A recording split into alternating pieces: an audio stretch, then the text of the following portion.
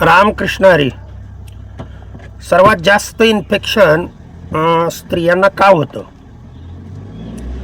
काय कारण, हे बऱ्याच स्त्रियांचा प्रश्न आहे की सर आम्ही कोणत्या प्रकारचं व्यसन करत नाही किंवा पुरुषापेक्षा स्त्रियांना कमी व्यसन असून सुद्धा पुरुषासारखीच इन्फेक्शन किंबहुना पुरुषापेक्षा जास्त इन्फेक्शन्स स्त्रियांना का होतात, काय कारण आहे त्याची, आणि हे इन्फेक्शन झालेलं कसं टाळावं याच्याबद्दल व्हिडिओ करा असं बऱ्याच महिलांनी कमेंट्समध्ये फोन करून सांगितलं. म्हणून हा आजचा व्हिडिओ मी करतोय. तर स्त्रियांना इन्फेक्शन जास्त होण्याची अनेक कारणं आहेत. त्यापैकी सर्वात महत्त्वाचं कारण जे आहे स्त्रियांना इन्फेक्शन व्हायचं ते मी प्रथम सांगतो आणि मग ते इन्फेक्शन कसं दूर करायचं तेही सांगतो. व्हिडिओ जरा मोठा होईल तर या व्हिडिओमध्ये इन्फेक्शन का होतात आणि स्त्रियांनी कोणती काळजी घ्यायची हे मी या व्हिडिओमध्ये सांगतो. ऐका सर्वांनी. तर पहिली महत्त्वाची गोष्ट, नकळत हे इन्फेक्शन कसं होतं. तर स्त्रियांना म्हणजे जननेंद्रिय म्हणजे लघवीची जागा लक्षात ठेवा, ही बॉडीवरतीच असल्यामुळं पुरुषासारखं उभं राहून त्यांना लघवी करता येत नाही. हा नीट लक्ष द्या. पुरुष उभे राहून लघवी करतात, त्याच्यामुळं थ्रू द जेनायटल एरिया किंबहुना युरिन मार्फत किंवा त्या ओपनिंग मार्फत इन्फेक्शन पुरुषामध्ये अतिशय कमी प्रमाणात होतं. परंतु स्त्रियामध्ये जेव्हा स्त्री लघवीला बसते मग ती कोणत्याही ठिकाणी असेल, अगदी ओपन ठिकाणी जरी आड बाजूला बसली तरी सुद्धा जमिनीवरती आपण असा विचार करायचा की या विश्वामध्ये खूप काही मायक्रो ऑर्गॅनिझम आहेत. लक्षात ठेवा. मग आपण कुठेही लघवीला बसलो स्त्रियांच्या बाबतीमध्ये तरी सुद्धा ओपनिंग हे वजायनल ओपनिंग आणि युरेथ्रल ओपनिंग हे डायरेक्ट हवेच्या कॉन्टॅक्टमध्ये येत असल्यामुळं मायक्रो ऑर्गॅनिझम कमीत कमी लघवी करायला 1 मिनिट तर लागतो स्त्रियांना, अगदी कमीत कमी म्हणलं तर 30 सेकंद. पण एवढ्या कालावधीमध्ये ते ओपनिंग हे हवेच्या सानिध्यात असल्या आणि त्यातल्या त्या दूषित हवेच्या म्हणजे सांगू का मी, टॉयलेटला जिथे स्त्रिया आपले मॅच्युरेशन किंवा युरिनेशन करण्यासाठी जातात ते टॉयलेटची असणारी अस्वच्छता आणि त्या टॉयलेटची असणारी अस्वच्छता ही सुद्धा स्त्रियांच्या इन्फेक्शनसाठी, बॉडी इन्फेक्शनसाठी ही कारणीभूत असते.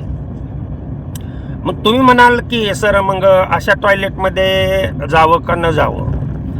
तर टॉयलेटमध्ये गेल्यानंतर लक्षात ठेवा, ते टॉयलेट जर स्वच्छ असेल, बाहेरच्या जागेपेक्षा जर टॉयलेट जर खराब असेल तर अशा टॉयलेटमध्ये तुम्ही म्हणजे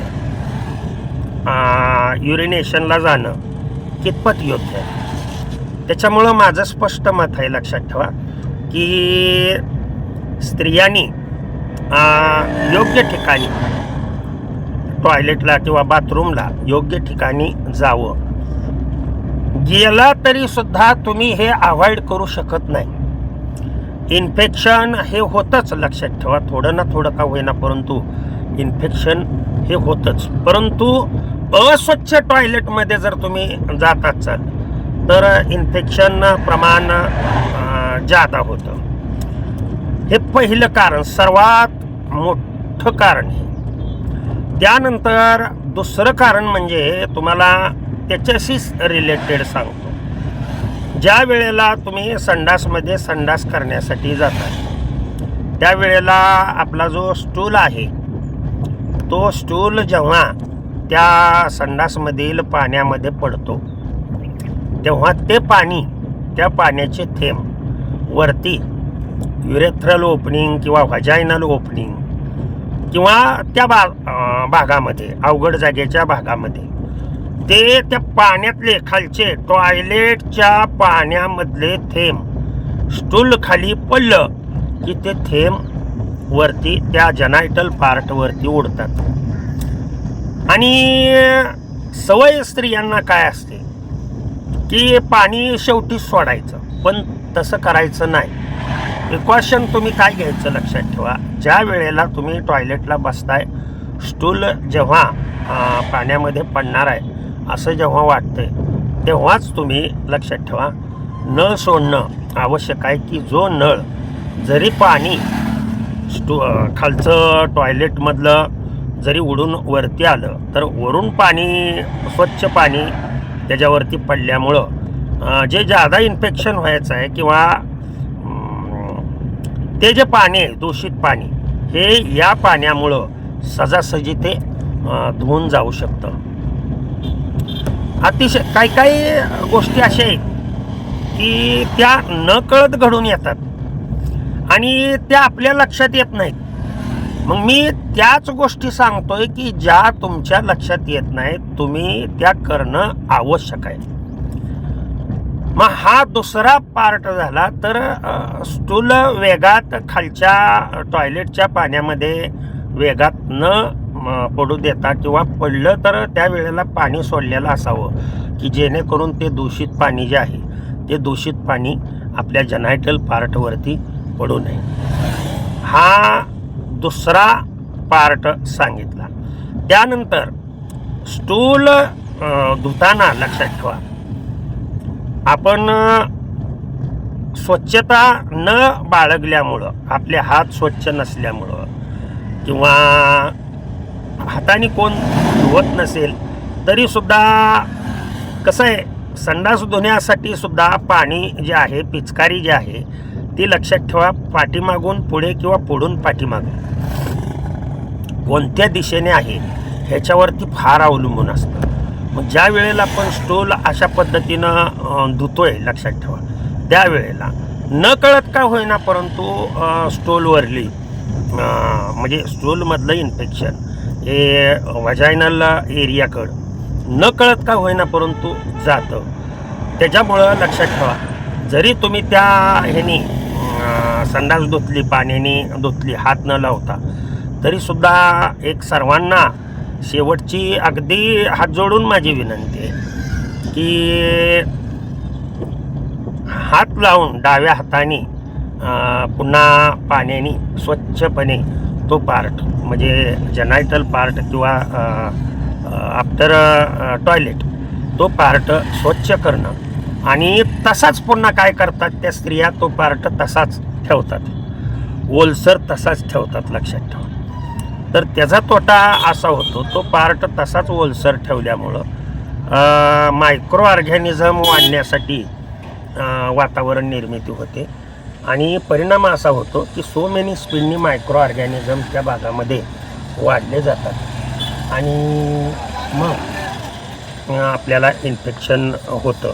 कारणं अनेक आहेत परंतु सर्वसाधारण कारणं कोणती आहेत, सर्वसाधारण कारणं कोणती आहेत हे आपणास मी या व्हिडिओमार्फत सांगितलं. भगवंतानी दिलेलं ज्ञान आपल्या चरणी अर्पण करण्याचा, भगवंताच्या चरणी अर्पण करून सेवेला पूर्णविराम देतो. पुंडलिक वरदाहर विठ्ठल श्री ज्ञानदेव तुकाराम पंढरीनाथ भगवान की जय. अवधूत चिंतन श्री गुरुदेव दत्त. विठ्ठल विठ्ठल विठ्ठल विठ्ठल.